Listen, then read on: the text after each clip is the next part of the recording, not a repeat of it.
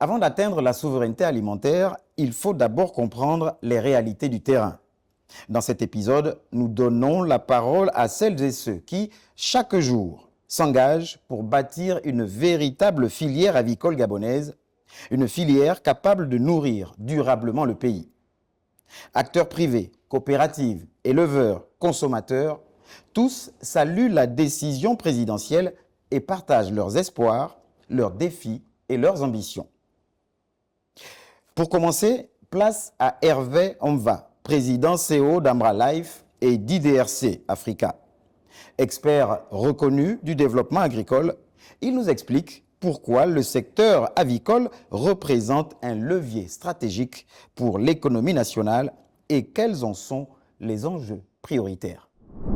En tant qu'acteur de la filière avicole, mais également en tant que Gabonais qui s'investit depuis bientôt 18 ans dans le secteur agricole. Le gouvernement gabonais, le chef de l'État, a pris un ensemble de décisions, donc un ensemble de mécanismes qui nous permettent aujourd'hui de négocier chez des partenaires à l'international, même sous-régional, comme au Cameroun, en Côte d'Ivoire ou au Sénégal, où nous pouvons acquérir des poussins, nous pouvons acquérir des aliments, nous pouvons acquérir en fait tout l'environnement qui nous permet de développer la filière au Gabon. Il y a une loi qui impose les surfaces de commercialisation à acheter un minimum de 50% de la production locale. Donc, il est important que le poulet qui sera produit rentre maintenant dans le commerce local. À partir de là, c'est facile pour les restaurants. Les restaurants, ils n'ont pas de problème. Les magasins n'ont même pas de problème parce qu'en fait, c'est nous qui avons le problème au Gabon parce que nous ne produisons pas suffisamment en qualité, le standard qu'il faut, mais également de manière permanente. Le véritable problème aujourd'hui, c'est comment associer les producteurs dans le processus de développement de la filière pour que le poulet soit accessible, pour que la production actuelle soit multipliée par 10, par 100. Pourquoi? Parce que les mécanismes existent. Vous avez des banques, vous avez des assurances, vous avez l'expertise et vous avez des groupes d'hommes et de femmes engagés. Sur le terrain, les éleveurs partagent ce constat. Pour Jean-Pierre Aboissa, professionnel du secteur avicole, la réussite passera par une mobilisation collective, une industrialisation accrue et une valorisation des compétences locales. Je suis éleveur spécialisé dans l'élevage de la volaille, dans sa grande diversité. Ça veut dire quoi? Nous avons le poulet de chair, nous avons le poulet fermier, nous élevons les pintades, les dindes et les pondeuses. Il faut que les jeunes viennent. Ce n'est pas un métier sale, comme ils le disent. C'est un métier, il n'y a pas de saut métier, il n'y a que de sauts de gens. Et comme je disais tout à l'heure, le domaine de l'élevage au Gabon, il est vierge. Il est vierge. Donc, il ne faut pas qu'on reste dans le bureau. Il faut qu'on vienne sur le terrain. Les élèves à l'université de Massoukou envoient les étudiants ici. Ils viennent. Mais après, bon, on n'a pas assez de moyens pour les employer parce qu'après, c'est quand même, il y a un retour qui est là. Donc, nous voulons les jeunes, nous avons des médecins vétérinaires, mais qui sont encore dans le bureau. Nous voulons qu'ils viennent sur le terrain, visiter, voir de quoi il s'agit, parce que souvent, il y a des maladies qu'on voit chez les poules, n'est-ce pas? Mais on soigne comme ça au pifomètre.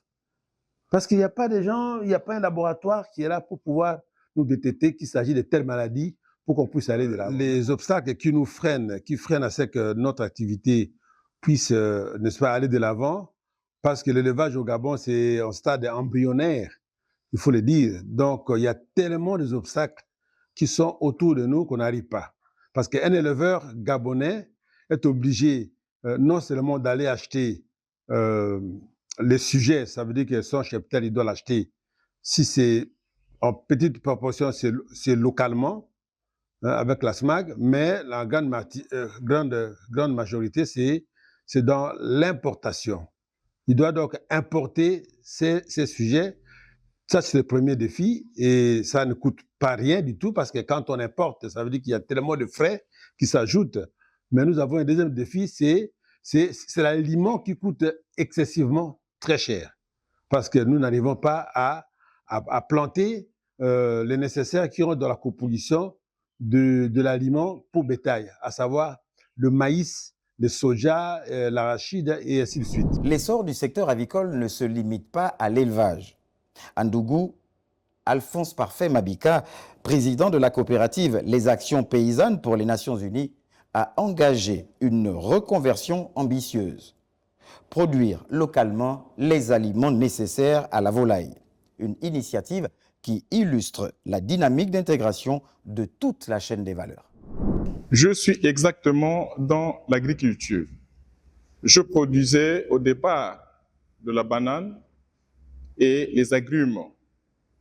Bon, ayant appris l'activité sur la production ou l'élevage des poulets de chair, je me suis intéressé à ce projet et je me suis inscrit pour prendre mon adhésion au sein du JIA qui m'a poussé à multiplier ou ajouter d'autres activités sur mes activités précédentes, telles que la production de maïs et de soja. Ceci, pourquoi? Pour répondre à la demande en ce qui concerne l'aliment de la poule. Mais au bout de la chaîne, il y a aussi les consommateurs. Carline et Alex saluent une mesure courageuse du chef de l'État et expriment leurs attentes. Consommer gabonais sans compromis ni sur la qualité ni sur le prix. J'ai entendu par la décision du chef d'État de ne plus importer du poulet. Et je pense que c'est une très bonne décision. L'aliment qu'on commande le plus au Gabon, c'est le poulet. On doit consommer gabonais. Donc, étant donné que nous sommes dans la 5e République, pour moi, je trouve que c'est bon. J'ai bien entendu la décision du chef de l'État qui interdit l'importation de la poule de chair en 2027. Bon, je pense que c'est une très bonne décision pour promouvoir l'entrepreneuriat gabonais, encourager la population gabonaise à plus consommer local. Bon, ça pourra booster l'économie gabonaise du moment que le Gabon ne va plus dépendre en fait de l'importation du poulet de chair. Une fois que le poulet de chair sera produit localement, je pense que ça pourra faire bénéficier en matière économique au pays.